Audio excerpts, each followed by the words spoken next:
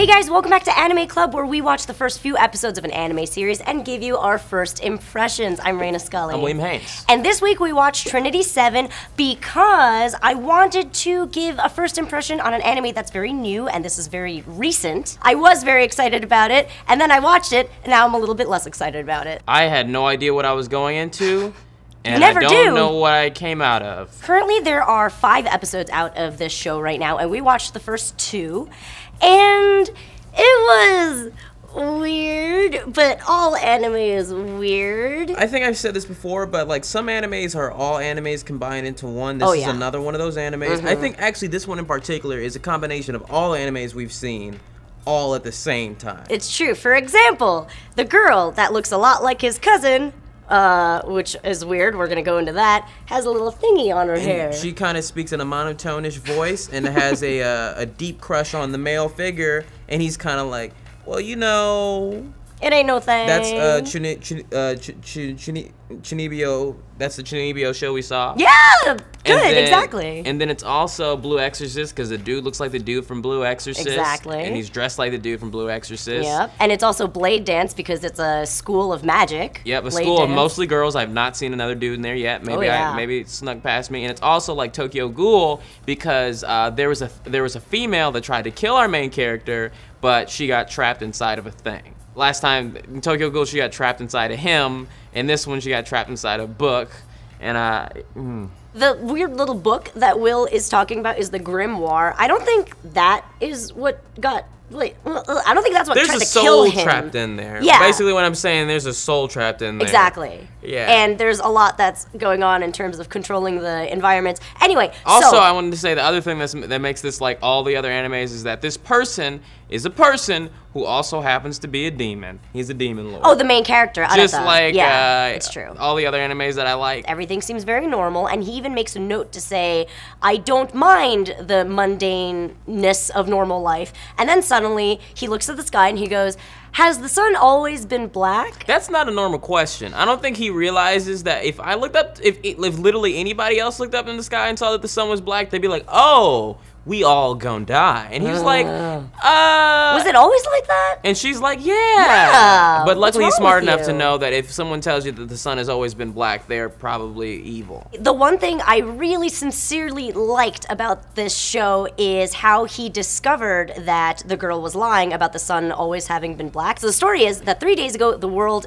ended as he knew it. Well, it didn't really end, just weird stuff just happened and everything got all messed up. And he is under a hallucination where he lives a very normal, mundane life. But the way he figured out that his life isn't normal is he looked at the sun and went, that's a black sun and that's weird. But earlier, when he was still in his house and everything seemed really normal, he looked at a picture on the wall that his little cousin drew when they were younger, and the sun is red. So he's like, that can't be true that the sun is black, because we have right here evidence that the sun used to be red. Well, I mean, it's yellow. That's some real Christopher Nolan kind of stuff right there. That's the kind of stuff you think happened in Inception. You remember that thing that happened in the first 10 minutes of the show? Well, it turns out to be a major plot point. Yes. You just been filmed. Shing. That never happened in Wolverine, but you know. I really liked that because it was clever and fun and interesting, but then after his reality breakdown happens and he realizes that surrounding him is like a shell or a ghost town of what his nice normal town used to be, he either has to give up his cousin, who isn't there anymore somehow, but is in some kind of other realm, and the contract, actually. They say contract again, by the way, which is another thing that happens in every single anime. He either has to give up his cousin or give himself up, and he's like, no, there's a secret option number 3 where I become a mage too.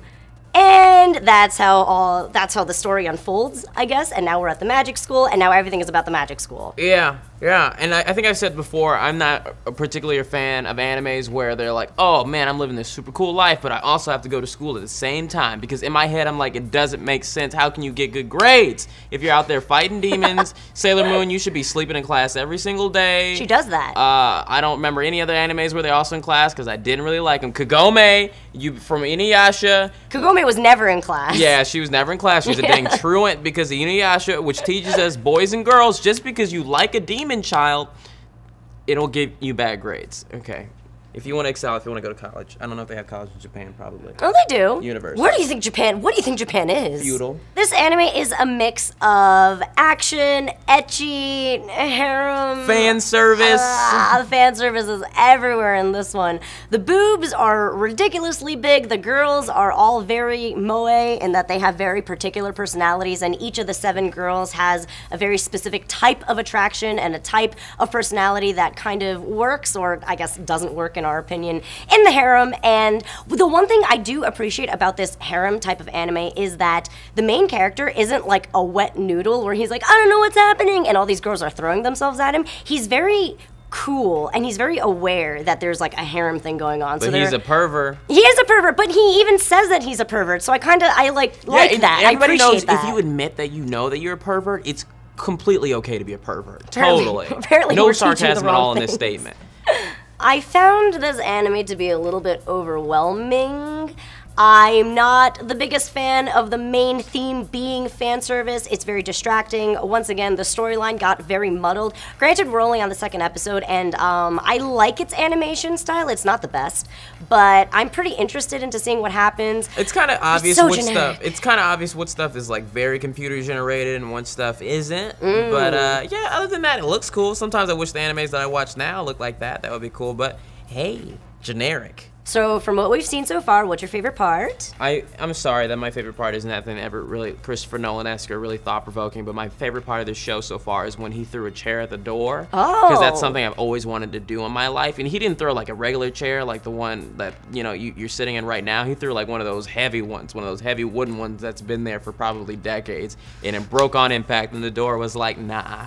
You liked that because of the logic behind it? Nah. You did a whole logic? No, it's because that's something you personally wanted to do. No, I thought it was funny. I thought it was funny. I thought Okay. that's a good way to get out your anger, is throw a door at the wall. I see. I actually liked that scene too because it kind of got a little bit deeper into the story again, where he's like, oh, the rational thing to do would be incorrect because they're stuck in a barrier in the room. So he did something irrational, which would be to throw a chair at a door in order to get out.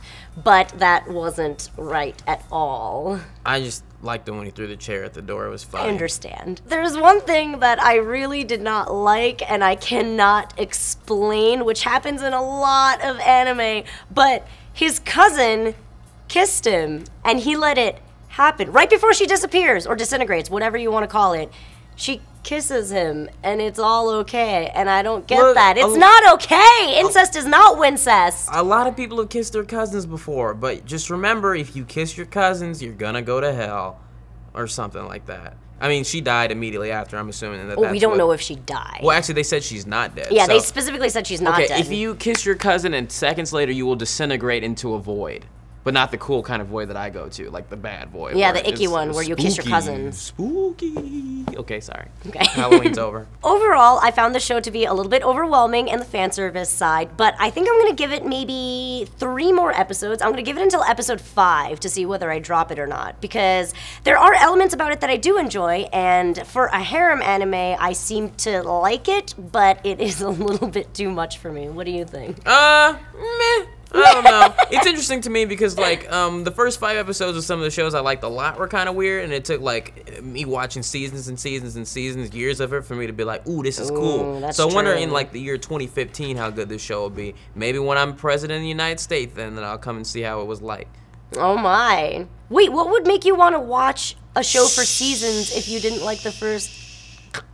That's all we have for you this week on Anime Club for Trinity 7. Next week, we're going to watch... a show that I found on my phone minutes ago called I Don't Understand What My Husband Is Saying because I thought the title was funny. I have no idea what it's about. Amazing. I kind of have an idea of what it's about. That sounds like my kind of humor. If you want to watch along with us, head on over to crunchyroll.com/SFNerd to get your free premium membership trial. Take a video of yourself, upload it onto YouTube with the hashtag SFNHusband. All right. That works, right? All right. We make a lot of this up as we go along. Yeah, we do. And come back again next week like our friends. Yeah. Nothing sets my eyes a-rolling quite like the harem genre. I just watched this same show a little while ago. It was called Blade Dance of the Elementalers. It's the same thing. It's a magical, pervy harem thing. Except this one, I would say that Blade Dance did it a little bit better because it's not quite as it's not as gross. The fan service doesn't get too much out of hand, however, it does largely revolve around boob commenting and boob grabbing. If you take everything stereotypical about fantasy RPGs and everything stereotypical about anime, throw them together, you basically have Trinity Seven. I'm really enjoying it. The voice actors are amazing and may or may not have one of my favorite voice actors, the voice of Kirito. Yay! The animation is really cool. The fight scenes are really cool. I don't know, I really like magic, so this just makes me happy. I thought that this was going to be more of an intelligent type anime and that the harem elements were just sort of added on for comedy and stuff. But very quickly, everything changes. And then you get to episodes 2, 3, and 4, which basically just say, to heck with it, we're all about making comments about girls' bodies, fondling boobs, ripping girls' clothes off, and yeah. Alright, Reina, I'm gonna live my lifelong dream of throwing this dang chair. You're not gonna be able to... Oh no, you're gonna have a hernia. Lift with your back, not your knees. Okay, no, lift with your knee. Oh my god, you're not gonna be able to do this! Kamehameha!